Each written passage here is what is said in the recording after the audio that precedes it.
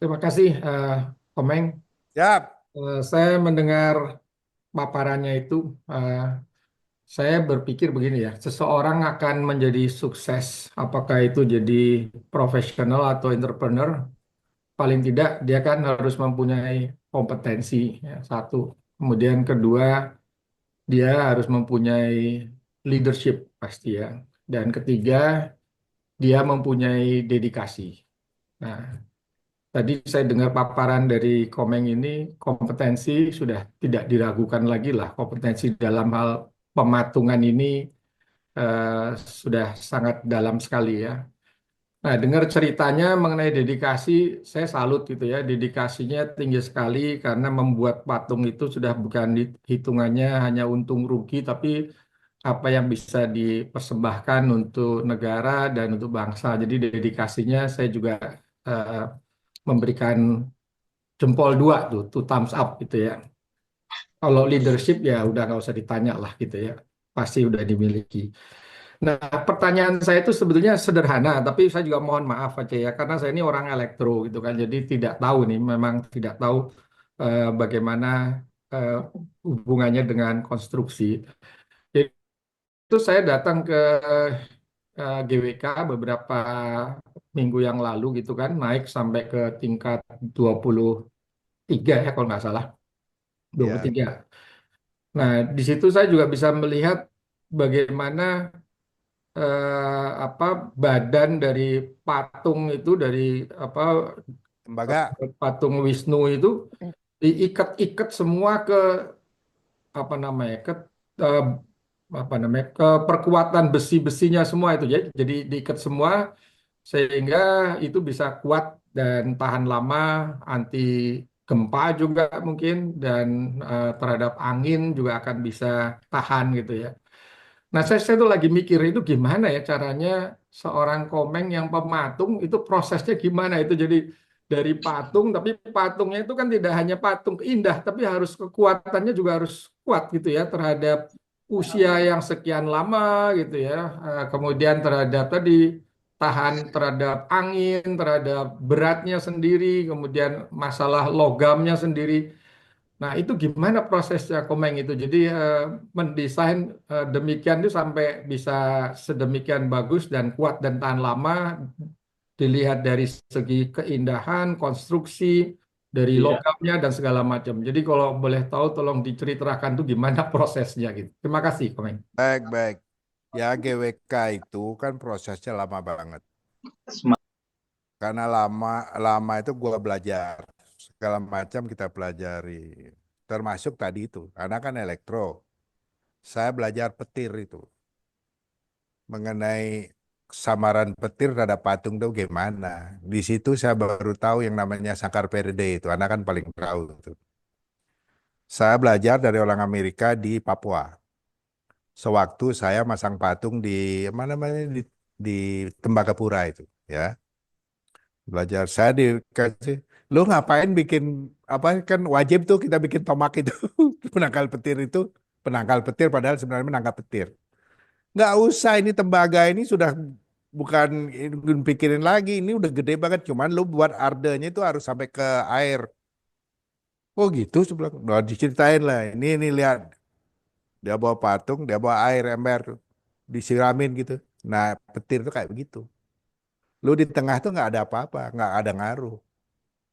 Nah, tapi kalau lu keluarin badan kamu setengah, mati lu. Oh gitu, oh, ya udah akhirnya kita belajar. Itu sebabnya DGWK tuh nggak ada panahnya itu. Tapi aku dihujat sama itu pemerintah ini kenapa nggak ada penangkal petir katanya. Gini, bayangin tembaga sebesar itu di atas, ya. Itu kalau disambar petir langsung diserap, tapi mudah-mudahan itu nyambung ke bawah tuh kan yang ngerjakannya orang lain itu nyambung Hmm. ke bawah gitu loh. Itu udah sering disambar. Cuma dia bilang coba di ujung-ujungnya ditebalkan logamnya. Karena itu akan paling sering tuh lama-lama juga bisa rompal gitu kan. Udah diajarin gitu. Nah, sebenarnya lagi dia bilang tuh gedung-gedung lu yang dari eh, beton, kan beton bertulang tuh. Itu nggak perlu pakai penangkal itu lagi. Loh kenapa? Loh itu kan udah kamu udah ada itu sakal perde namanya. Jadi kita kan tetap ada ya persyaratan karena nggak ngerti. Jadi itu GWK itu kita bikin menerus ke tanah kabel apa namanya tembaganya itu sampai ke dasar.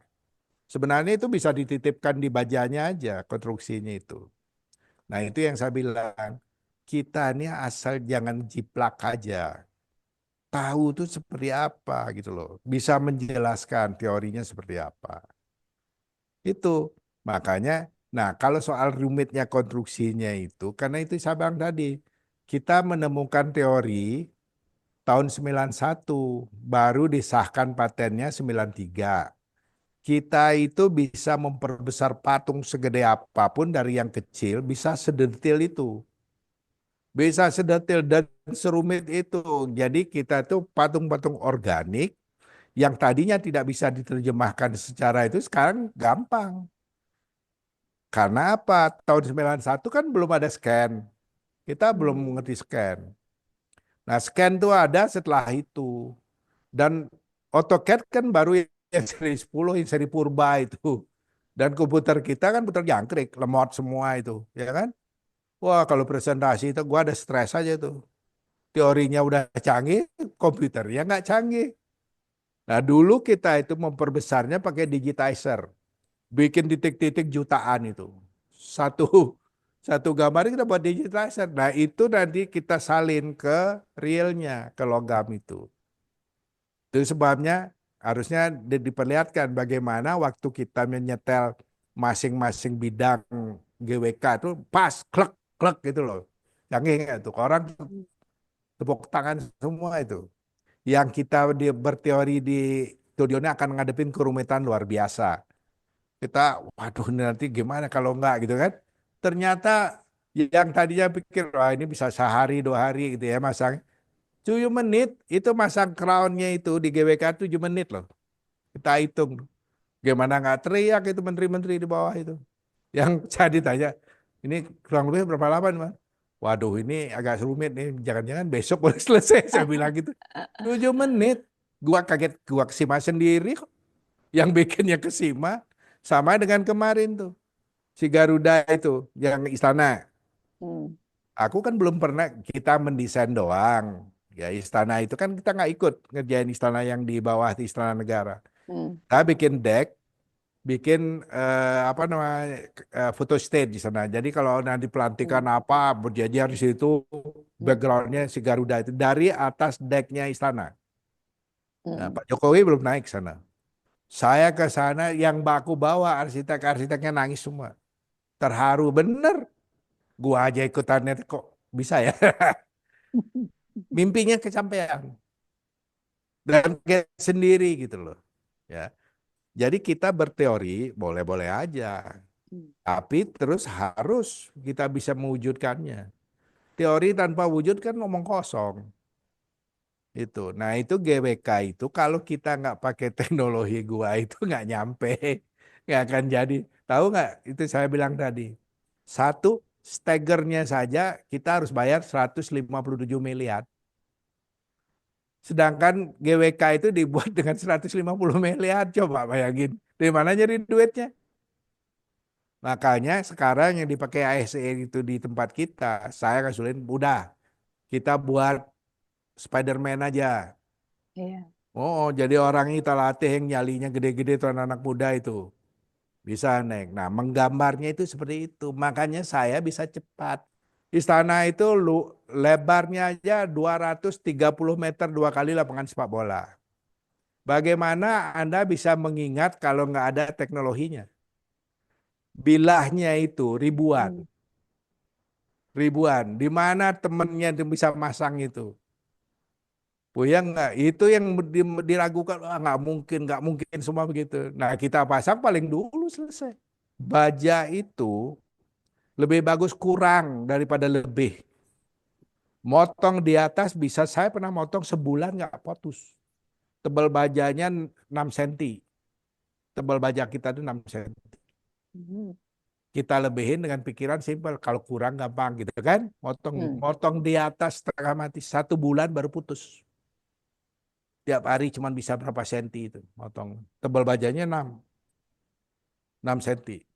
Pengalaman itu, bracing-bracing di GWK itu, kita hanya buat 40 senti. Kalau dia kurang, kita sambung.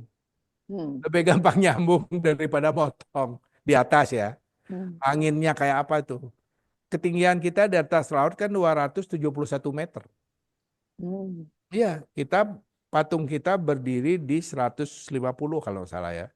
Terus ditambah 121. Jadi 271 meter. Anginnya kebayang nggak? Di atas tuh kita harus pakai mantel kayak di tempat salju itu. Kalau nggak bendera dipasang sebentar sobek. Itu di GWK. Kalau di sini anginnya kecil. Ini yang saya bilang. Gini,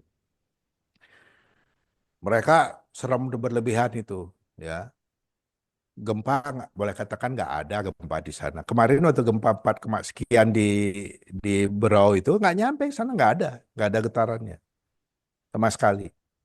Kita di Bali, GWK itu dikurung oleh 4 sesar aktif, ya. Sesar aktif, ada cekik, ada apa namanya itu eh, negara, ada yang buleleng tuh, saya lupa detailnya. Itu ada 4 tadi dikurung. Gua bikin aja. Saya minta fondasinya rafting, tebalnya 1,5 meter. Tahu nggak? Karena tebal, kita nyari es untuk campuran campuran semen itu sampai ke Banyuwangi itu, sampai orang-orang Muncar marah itu. Kan untuk ikan tuh kita ambil esnya untuk supaya betonnya dingin. Kalau nggak kan jadi tepung itu kepanas karena tebal. Itu rafting tuh. Seandainya nanti kapur itu kalau kena air terendam dia cair. Jadi tepung. Seandainya gitu. Makanya di saluran air itu harus benar. Kalau airnya berjalan nggak apa-apa, tapi airnya ngendap itu persoalan. Drainage-nya. Ya, kita sudah pernah meledak. Kita sudah meledak aja kayak bom. Padahal itu runtuh dia gitu. Nah, pengalaman-pengalaman ini terbalik dengan ini yang di apa di KN. Di KN kalau kena air dia jadi lembek, jadi tanah liat. Makanya kita disebut clay shell. Waktu dia panas dia renyah. Ini jelek. Jadi dia tidak boleh terkontaminasi udara pun, apalagi air. Nah, sedangkan di sana, waktu kita studi chemicalnya, tanah itu, kita temukan clay shell kita di Garuda itu 14 meter. Jadi kita nggak khawatir ngebornya. Ya, pakai air pun nggak takut, karena dia jauh di 14 meter. Kalau yang di bawah, malah clay shell-nya di atas. Nongol, kayak batu bara gitu. Itu karena tidak boleh diledakkan. Kalau gua kan di Bali gua bom aja gitu kan. Kalau yang di sini nggak bisa dibom, dipahat. Habis pahat tuh puluhan kali itu yang di Istana Negara itu. Clay shell tuh sifatnya gitu. Kalau dia itu alot, alot kalau batu kan bisa dipecah gitu. Ini nggak bisa. Aduh, saya lihat itu. Karena dangkal. Kalau kita di Istana apa namanya di Istana Garuda itu 14 meter, kita kan nggak nyampe bikin pondasi. Dia di atas bukit begini kan. Nah itu untuk supaya longsor, itu aja perdebatannya kayak apa, udahlah, udah pakai soldier pile, akhirnya pakai soldier pile itu untuk supaya nggak longsornya. Ya, kita tuh yang bikin ini. Tapi soal pembesarannya orang ahlinya, nah, aku ngomong aja, ini kita harus pakai ini, saya bilang. Akhirnya pakai itu aman lah, nggak ada longsor. Dan kebetulan karakternya seperti tadi itu, dia jauh di bawah clay shell-nya. Jadi Garuda itu aman. Lebih bahaya sebenarnya yang namanya apa Istana Negara. Cuman Hmm. Istana Negara kan nggak tinggi, Iya. cuman 3 lantai. Ringan lah, risikonya hampir nggak ada lah gitu loh. Ya. Hmm. Nah, jadi kita berpikir logika-logika seperti itu, baru kita ngambil keputusan. Kita itu memutuskan sesuatu kan harus logik, harus logik dong. Hmm. Alasannya kenapa ini begini-gini? Oh ya benar. Nah, pengalaman namanya juga pengalaman. Itu kan Ya, tidak diperoleh di seni rupa mestinya gitu ya. Nah, itu enggak. diperolehnya dari mana gitu. Betul-betul nggak ada diperoleh itu. Ini saya tuh menghadapi masalah. Ya. GWK sudah tidak ada duitnya, ya kan? Tidak ada duitnya, teknologi belum nyampe. Belum nyampe, nggak ada tuh. Jadi kita harus ngembangin sendiri. Itu dimulai dari Angkatan Laut, Jales Pepa itu. Saya ditungguin tuh sampai tidur-tiduran tuh di kasalnya di tempat kita tuh. Oh, jadi kita berdebat lah di situ ini begini. Wah, saya percaya tuh katanya, kata kasal tuh. Harus bisa buktiin, ya bisa kalau ada duit kasih duit dong. Coba kasih duit, bikin lah itu. Wah kita tumpuk-tumpuk persis, wah, sorak mereka. Wah bener nih teori bener gitu. Nah saya hormat itu. Ya. Cuma ya namanya itu patung di laut ya, di pinggir laut itu harus diperiksa terus itu. Hmm. Konstruksinya karatan atau apa, karena itu masih pakai baja. Ya, Hmm. ada korosinya. Walau ya korosinya itu tinggi, walaupun ininya as-asnya itu pakai stainless steel segede-gede lengan itu ya dulu itu ya, tapi kan tetap harus diperiksa. Hmm. Mudah-mudahan dirawat ya. Hmm. Iya. Nah, kalau yang namanya GWK itu memang seperti itu tuh akan tahan. Ini udah dites di Toronto ya, sama teman-teman itu Pak Adang mana dari itu. Beliau tuh dulu yang tes. Ada. Hmm. Nah, dulu kan, nah itu dia yang tes tuh. Ketawa dia itu. Kalau nggak salah dulu pertama kan ke Melbourne ya Pak Adang ya. Betul, Melbourne. Patriot. Nah, Melbourne dulu terus terakhir baru Widi bawa ke sana ya ke apa? Ke Toronto kan ya. Ya, Kanada ya. Ah, tuh, itu kan dia tuh. Jadi saya pakai perusahaannya Pak Adang itu. Nah, dulu dulu saya satu apa namanya satu asrama dengan Widi, partnernya dia. Itu. Jadi saya selalu begitu. Nggak mau kerja sendiri, ngapain gue yang tanggung jawab perusahaan begitu, hmm. benar nggak? Makanya saya menggabungkan. Saya punya konsep yang agak muluk-muluk ke seni, teknologi, sains gitu. Ini supaya kita bisa tidur. Iya. Kalau seni dan teknologi aja belum bisa tidur. Baru di komputer kita itu, wah ini kuat, kuat, kuat. Buktinya ada nggak? Nggak ada. Nah, scientificnya itu tadi itu. Bawalah sama Pak Adang ke Melbourne sama ke Toronto itu ya. Untuk membuktikan bisa 100 tahun. Kan begini konsep, kita kan tahu konsepnya aja.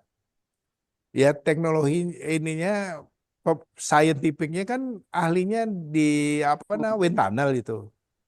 Nah, persyaratannya saya tahu. Syaratannya itu biasanya topografi 500 meter.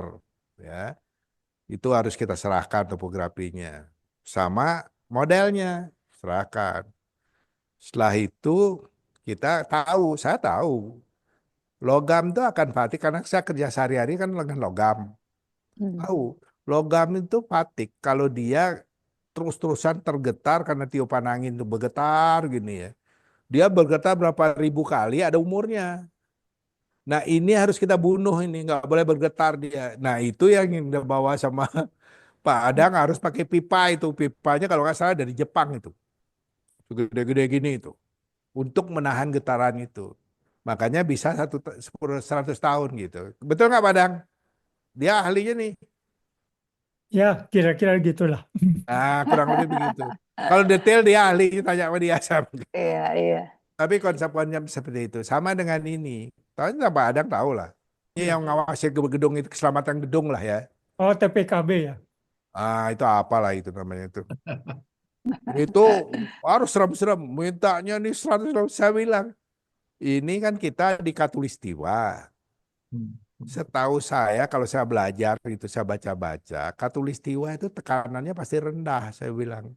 Tekanan rendah itu apa benar bisa bikin angin 180 kilometer per jam, saya bilang. Apalagi Portek Borneo tuh lari ke Jawa. Hmm. Iya, tanya Padang tuh. Dia harusnya tahu tuh. Benar. Saya bilang, dan bukti nyatanya saya bilang, angin terkencang yang pernah didapat di Indonesia baru di NTT.